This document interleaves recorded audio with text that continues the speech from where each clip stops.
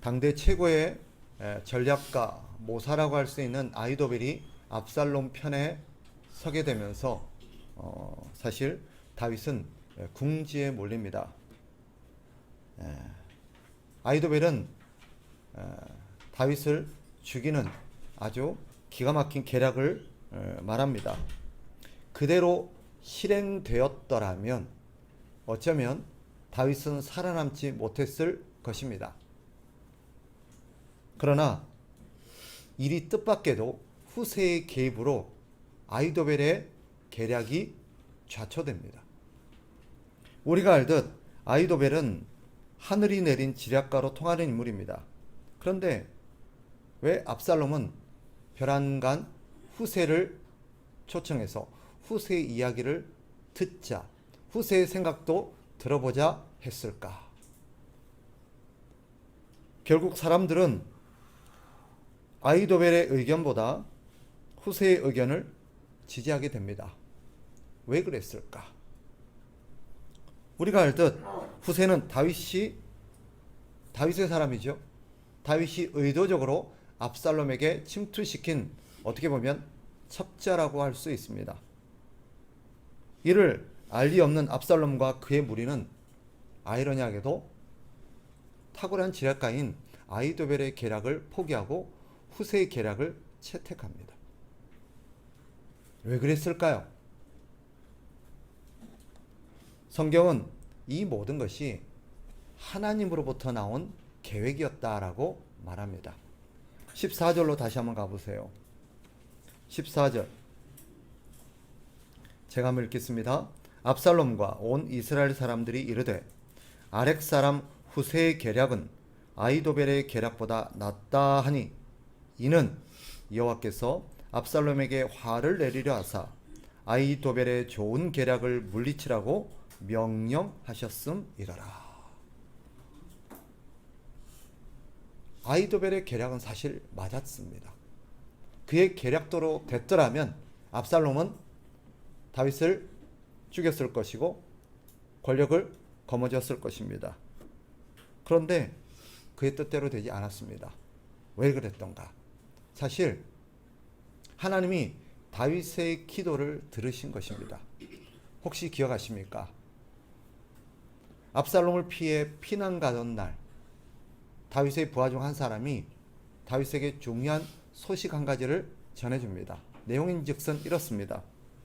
어떤 사람이 다윗에게 알리되 압살롬과 함께 모반한 자들 가운데 아히도벨이 있나이다 하니 아히도벨이 압살롬의 편에 섰다라는 거예요. 다윗을 배신했다라는 거예요. 그때 가슴이 철렁했을 다윗이 하나님 앞에 이렇게 기도합니다. 다윗이 이르되 여호와여 원하옵건대 아히도벨의 모략을 어리석게 하옵소서 하니라. 하나님 앞에 하나님이 아히도벨의 계략을 막아주시지 않으면 소망이 없다는 걸 알았습니다. 왜냐하면 말 그대로 아히도벨은 천재였습니다. 하늘이 내린 지략가였어요. 그의 지략이 단 한 번도 실패한 적이 없었던 까닭입니다. 그래서 하나님이 아히도벨을 막아주시지 않는다면 소망이 없다는 걸 안 다윗이 하나님 앞에 간곡하게 기도했던 것입니다. 하나님은 다윗의 기도를 들으셨고 그를 위한 계획을 세우셨던 것입니다. 결국 하나님이 지키시니 천하의 아히도벨의 계략도 설 수가 없었던 것입니다. 사실 성경은 그런 이야기들로 가득하죠. 하나님이 지키시면 하나님의 백성, 하나님의 사람을 그 누구도 무너뜨릴 수가 없었습니다. 애굽왕 바로가 아브라함을 해치려고 했을 때도 우리가 지난 시간에 살폈듯 아브라함의 아내 사레 때문에 바로가 아브라함을 해치려고 했을 때도 하나님이 이 바로의 꿈에 나타나서 아브라함 건들지 말라고 막으시죠. 이삭 역시 마찬가지였습니다.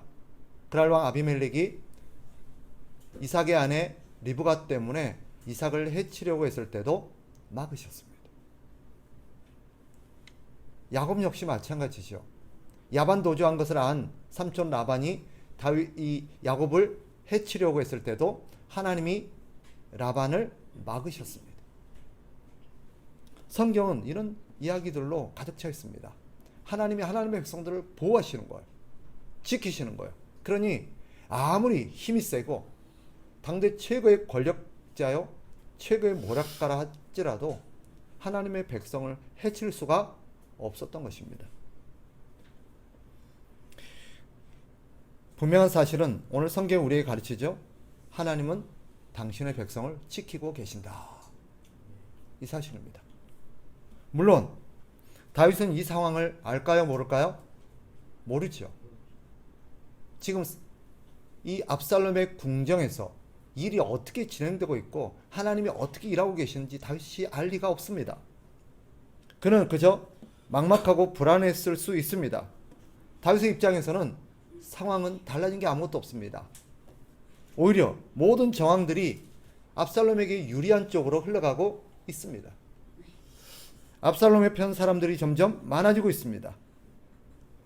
어쩌면 다윗은 하나님의 도우심을 기대하지 않고 있었는지도 모릅니다. 아니, 기대하지 못했다라는 표현이 더 적절할지 모르겠어요. 왜죠? 이 모든 사건이 어디에서부터 기인한 것입니까? 자신의 죄로 인한 하나님의 징계라는 것을 압니다. 그런 그가 하나님께 어떻게 염치 없이 자기를 도와줄 것을 기대할 수 있겠습니까?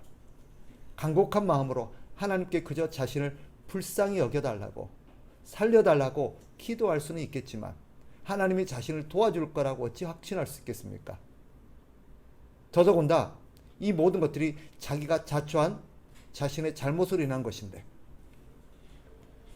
그럼에도 성경이 우리에게 보여주고 있는 게 뭐예요? 하나님이 다윗을 위해서 일하고 계신다라는 것입니다. 다윗은 하나님께 도움을 받을 자격이 없습니다. 하나님은 다윗을 도와줘야 될 의무도 없으십니다. 그런데도 하나님이 다윗을 지키고 다윗을 위해서 일하고 계셨던 것입니다. 물어봅시다. 이런 하나님의 돌보심과 일하심은 다윗만을 위해서 행해지는 걸까요? 하나님의 백성 모두를 위해서 행해질까요? 네. 하나님의 백성 모두를 향한 하나님의 뜻이기도 합니다. 그렇습니다. 하나님은 저와 여러분을 포함해서 모든 하나님의 백성들을 지키십니다. 우리가 모를 뿐이지, 우리가 깨닫지를 못할 뿐이지, 지금도 하나님은 일하고 계십니다. 하나님 우리를 어떻게 돌보시고 어떻게 지키신지 우리가 모를 뿐이에요. 어쩌면 우리가 모르는 숱한 일들이 우리의 삶에 스쳐 지나가고 일어나고 있는지도 모릅니다. 우리가 지나간 사이에 그 뒤에 간발의 차이로 무슨 일이 있었는지, 그리고 지금 우리 앞에 무슨 일이 기다리고 있는데 하나님께서 우리에게 닥칠지 모르는 그 모든 상황으로부터 우리를 지키기 위해서 하나님께서 어떤 계획 속에서 철저하게 우리를 보호하고 계시는지 우리가 보지 못할 뿐이지, 인식하지 못할 뿐이지, 하나님은 우리를 위해서 일해 오셨고 일하고 계시고 앞으로 일할 것입니다. 사실 그것이 영화의 한 장면으로 찍혀져서 우리에게 보여질 수만 있다면 아마 기가 막힐 겁니다. 그러니 오늘 성경이 우리에게 말하고자 하는 게 뭘까요? 이런 다윗을 돌보시는 하나님의 모습을 우리에게 그려내시면서 우리에게 뭘 말하고 싶은 걸까요? 이런 하나님의 일하심과 돌보심을 믿는 신자라면 이 세상을 살아가면서 두려워하지 말라는 거예요. 염려하지 말라는 것입니다. 신자는 세상 일로 인해서 두려워할 필요가 없다라는 거예요. 겉보기에는 다윗처럼 상황이 암울할 수 있습니다. 모든 것이 내게 불리하게 돌아가는 것처럼 보일 수도 있습니다. 개선될 여지가 전혀 안 보일 수도 있습니다.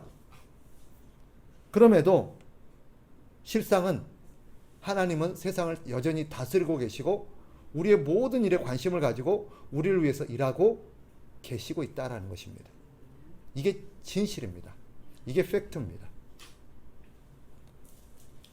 여러분, 우리가 알지 못하고 보지 못하고 체감하지 못한다고 하나님이 일하지 않는다라고 생각하시면 안 돼요.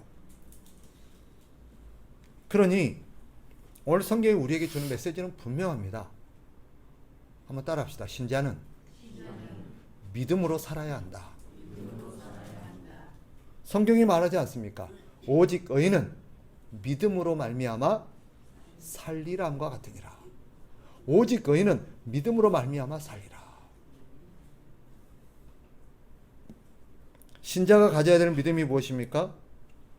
오늘 성경이 우리에게 보여주듯 내 인생이 하나님의 손안에 있습니다. 네. 하나님의 손안에 있다는 의미가 뭔지 아세요? 하나님이 우리의 인생을, 우리의 삶을 손바닥에 올려놓고 핸들링하고 계신다는 거예요. 하나님이 나를 지키고 계심을 믿어야 합니다. 하나님이 지금도 나를 위해서 일하고 계십니다. 성경은 뭐라고 말합니까? 하나님은 졸지도 주무시지도 않으신다. 밤의 해와 밤의 달과 낮의 해가 우리를 상하지 못하도록 지키고 계신다. 눈동자처럼 우리를 보호하고 계십니다. 성경은 그런 이야기로 가득해요. 물론 한 가지 기억해야 될 점이 있습니다. 하나님이 나를 위해 일하신다고 해서 내가 원하는 상황대로 일이 진행된다는 뜻은 아닙니다. 내가 기대하고 내가 바라는 방향으로 일이 진행되지 않을 수도 있습니다. 또 결과적으로 내가 원했던 어떤 결과물이 나오지 않을 수도 있습니다. 나는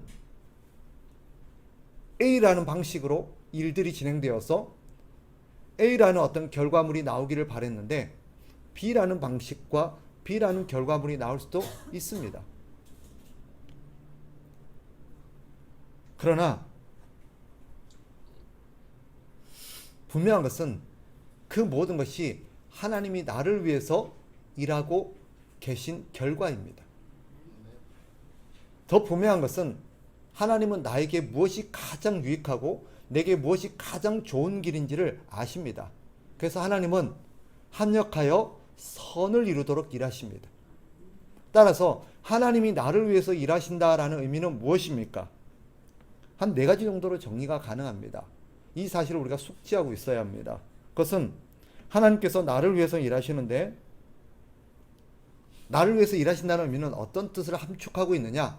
첫째는 나를 향한, 나를 통한 하나님의 뜻이 이루어지도록 일한다는 거예요. 바꿔 말하면 하나님께서 나를 통해서 갖고 계신 계획이 있어요. 내가 그 계획을 이룰 수 있도록, 하나님의 뜻을 이룰 수 있도록 하기 위해서 일하고 계신다라는 의미가 담겨 있습니다. 또 그 안에는 어떤 의미가 내포되어 있느냐? 하나님이 나를 위해서 일하신다? 이것은 나를 변화시켜서 나를 더 성숙시키고 거룩한 사람이 되게 하기 위해서 일하십니다. 그러다 보니 필요하다면 내가 성숙하고 거룩하는데 걸림돌이 될 만한 것들을 우리에게서 가져가기도 하십니다. 내가 아끼는 걸 수도 있지만, 내가 소중하게 여기는 걸 수도 있지만, 내가 놓치고 싶지 않고 잃어버리고 싶지 않은 걸 수도 있지만 그것이 내 인생의 걸림돌이 되고 내가 성장하고 성숙하는 데 방해가 될 것을 아시는 주님께서 그것을 내게서 가져가시는 경우도 있습니다. 하나님이 나를 위해서 일하신다는 의미, 어떤 의미가 내포되어 있느냐? 그것은 향후 내가 오직 하나님만을 의지하고 살아가도록 하기 위해서 일하신다는 의미가 담겨 있습니다. 지금까지 우리는 속된 표현으로 양다리를 거치고 살아왔을 수 있습니다. 우리는 플랜 A, B, C, D가 있었을 수 있어요. 그런데 하나님 원하는 거예요. 오직 플랜 A입니다. 하나님만을 의지하는 것입니다. 어떤 상황 속에서도 하나님을 신뢰하고 하나님을 의지하면서 살아가도록 하기 위해서 하나님은 때때로 우리가 믿고 의지할 만한 모든 루트를 차단하시는 경우도 있습니다. 아마 여기 계신 믿음의 구력이 있는 분들은 한두 번 경험하셨을 거예요. 저는 그걸 숱하게 경험해 왔습니다. 어떤 길을 걸어감에 있어서 믿을 만한 사람들, 이런 사람이 나와 함께하고 나를 도와주고 내게 도움이 되겠거니라고 했던 사람들은 다 나를 떠나가게 하셨습니다. 그렇게 함으로써 하늘과 땅 사이에 나를 도우실 분이 오직 하나님밖에 없다는 것을 하나님께서 인식하게 하셨습니다. 마지막으로 그렇게 함으로써 하나님이 궁극적으로 원하시는 게 뭐냐? 우리가 하나님을 위해서 살도록 하기 위함입니다. 그러니 결과적으로 성경은 우리에게 이렇게 가르칩니다. 다시 한번 따라합시다. 신자는 믿음으로 살아야 한다.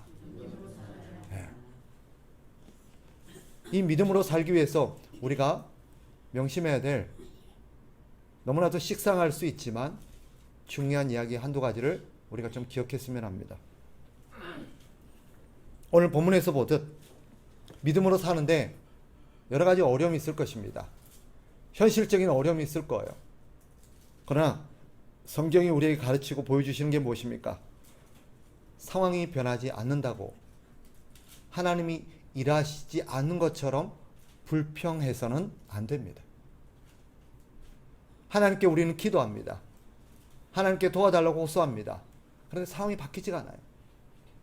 우리가 기대했던 하나도 일들이 풀리지가 않아요.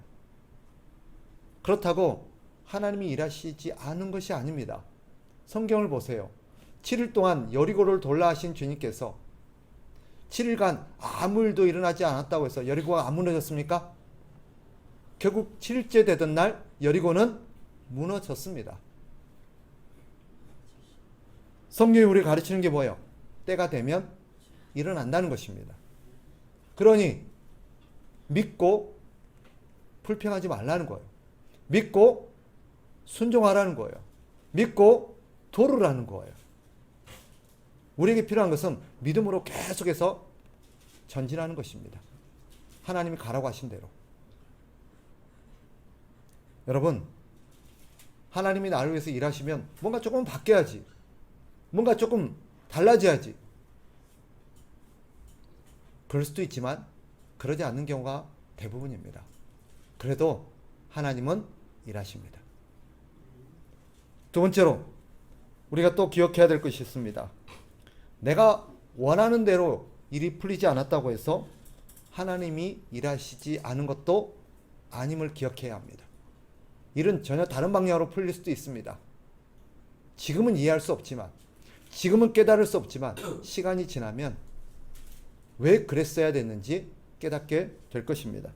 그러니 인내하고 하나님이 일이 이대로 이 방향으로 진행되는데도 이유가 있겠지. 하나님의 뜻이 있겠지라고 우리는 신뢰하면서 하나님을 표현 좀 그렇지만 믿어드려야 합니다.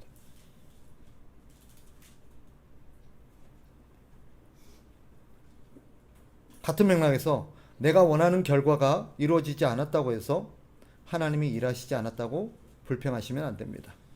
그리고 한 가지 기억하십시오. 하나님은 나를 위해서 일하시는데 하나님이 궁극적으로 나에게 기대하시는 하나님의 궁극적인 목적은 내 영혼이 잘 되는 것입니다. 내 영혼이 잘 되는 것. 다시 말씀드립니다. 지금은 알 수 없지만 때가 되면 알게 될 겁니다. 하나님께서 왜 그렇게 하셨는지. 중요한 것은 이 사실입니다. 지금도 따라합시다. 지금도 하나님은 나를 위해 일하고 계신다. 여러분 지금도 지구가 돌고 있다는 거 아세요? 지구가 돌고 있는 거 아십니까? 느껴지세요? 보이세요? 그래도 지구는 돕니다. 네, 그게 진실이에요. 하나님의 일하심이 느껴지지 않고 보이지 않아도 하나님이 일하고 계십니다. 항상 기억하십시오. 내가 어디 있든지 무엇을 하든지 하나님은 항상 나를 보고 계시고 나와 함께 하시고 나를 돌보십니다. 이 믿음으로 사는 저와 여러분 되시기를 주의 이름으로 축복합니다.